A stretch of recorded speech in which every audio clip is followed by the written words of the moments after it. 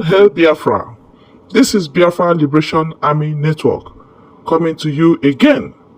Please like, share, and comment. Sir, I really want to appreciate you for what you are doing in Enugu State. Unlike the disaster we are seeing in Enugu State, you are doing very, very well. Coming to Enugu State, we don't need this thing for us to see what we are doing. In terms of infrastructural development, I still in Enugu State. I know how Enugu State used to be. We are doing very, very well. And sir, yesterday, you told us we are doing the opening section that the judiciary are receiving their money as at Nnamdi. I personally carried out investigation, and one of the judicial officers told me that they are not receiving their money as you claim. And I noticed it that one of their magistrates, who happens to be my friend, used a to court. They said that they don't have a car. And I was asking, how do they have their money and they don't even have a car? Secondly, sir, they are received at home in Enugu State. And from Owerri now, nobody is there. And the essence of that is injustice being suffered by the people of Southeast. So you are doing well. You are doing well. I can give it to you. Please, I want you to intensify effort. Let them not come in the released so that you have peace. Thank you and God bless you. My name is Leighton Izide from the Port Harcourt Bar. You have taken time on your listening looks like I've taken time to read out so much of what you're doing in several sectors. Or as a said, charity begins at home. I'm a big concerned about the issue. I want to know, there are some governments that build houses for judges, buy cars for judges. Out of they take a little of what belongs to them and do all of these things for them. So I want you to tell your colleagues, what's the extent of financial autonomy of the Enugu State judiciary? Thank you. I'm a senior advocate of Nigeria. Just one little question. The governor. I come to Enugu very often, so I'm not a stranger at all to Enugu. But it would be difficult for me to deny that I have not seen some ground-breaking changes. To do that will even be sinful. I don't want to be a sinner. Now, the question I want to ask, based on this theme of transformational leadership, a theme I have written extensively on, how are you able, or have you been able, in a highly politicized environment, an environment that is shark infested by political buccaneers, in an environment where there is more politicking than governance, how have you been able to navigate through like Mongo Park, who we are told discovered the river Niger at Kainji, even though it let the people there drink the water? How have you been able to? Start with the first speaker. The first is on the issue of sit at home. When we came into government from 2 years ago, the situation we met on ground was one where everybody, whether you wanted or not, you were compelled to sit at home. And if you did not, it means that you're going to have a violent attack either on your property or on yourself. So that was the situation we met on ground. But I can tell you today, even in the Ogbete, we just made reference to, those who want to come to work, who want to trade on Monday, trade there in peace and in safety. And of course, you're a lawyer. You're not going to compel somebody who, due to his own, some political undertone or his political leaning, decides to stay at home. It is not my job to compel that person to come to work.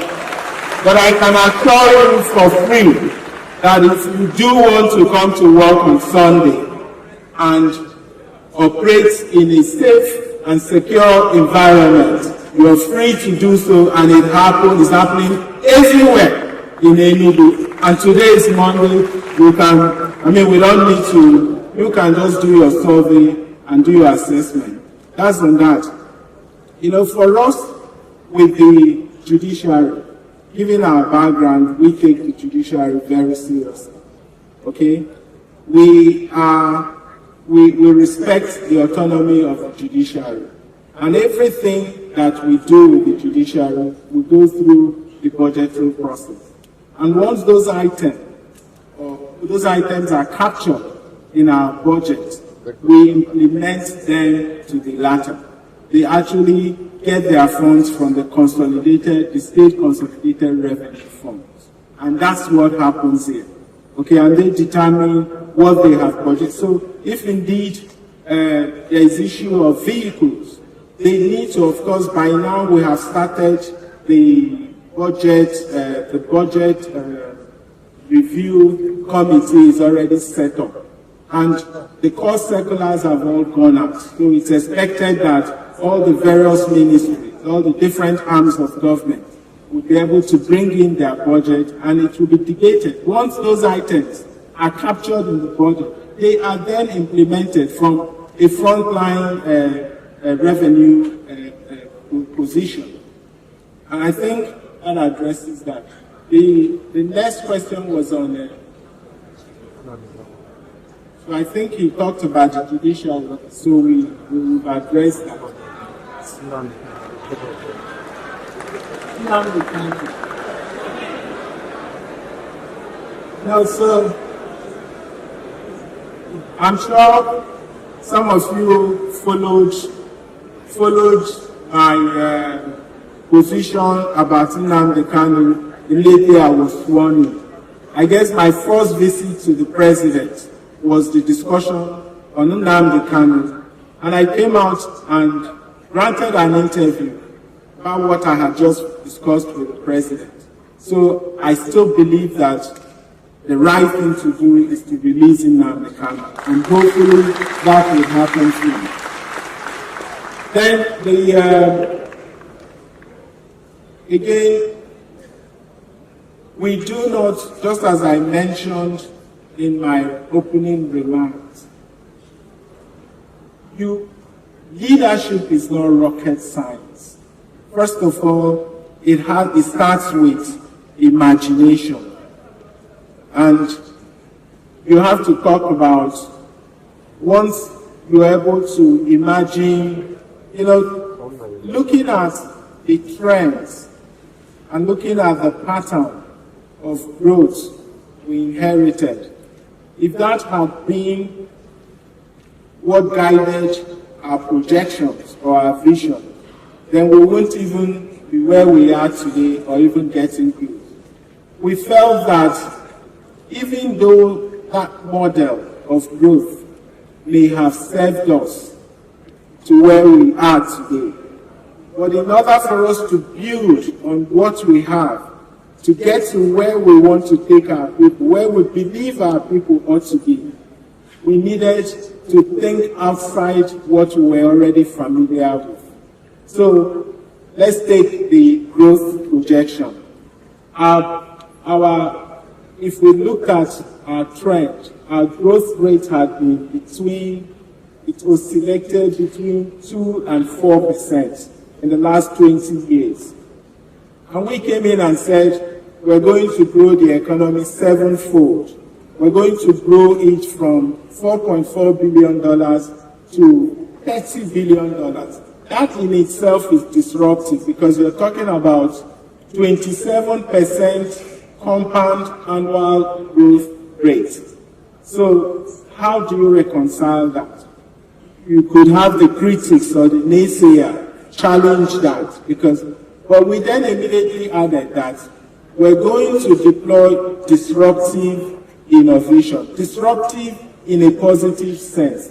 It means we have to interrogate the status quo. We have to basically do things differently and do a quantum leap, which is largely what we have done, because we cannot build the infrastructures we're talking about if we don't have a revenue model that supports that. So we needed to also even disrupt that model. We said we want to achieve a 0% headcount rate in our poverty index. That also meant that you're moving from 58% poverty headcount rate that we inherited to 0%. The trend did not support that. So it also means that you needed to deploy disruptive strategies, okay, to achieve that. And then we want to make Enugu State the preferred destination. Those goals are in themselves intertwined. If you want to grow your economy, you need to be able to, on your own as government, you're unable to achieve that. That means you need to attract private sector. And in order for you to bring in private sector, there are fundamentals that you must have, and which is why a lot of the projects we're executing, they are all connecting the dots towards leading us to that $30 billion economy, towards ensuring that we achieve a 0% headcount. And for us, this is just the beginning, because we're just laying the foundation. And there are still a whole lot to come, where, $30 billion economy is not a child's play. And we understand what it takes in order to achieve that. That's why we're targeting achieving a 3 million visitors in 2027. And we're not just wishing that into existence. We're also putting in place the structure to attract that number of visitors. And so we're pushing. We haven't done anything crazy in terms of the things we have accomplished. One of the things we're also very excited about is what we're doing in the education sector. I mean, you tend to see the conference center, your site where it's beautiful, it's nice. But the truth is that the real funds we're spending as a state is going to education, it's going to healthcare. 55% of our total budget is dedicated to social services. And that is where we see this poverty thing, how we can lift our people out of the poverty pit. Building 7,000 classrooms within 2 years, not just classrooms, but making sure that each classroom is equipped with modern digital facilities. So it is thinking outside the box. Thank you.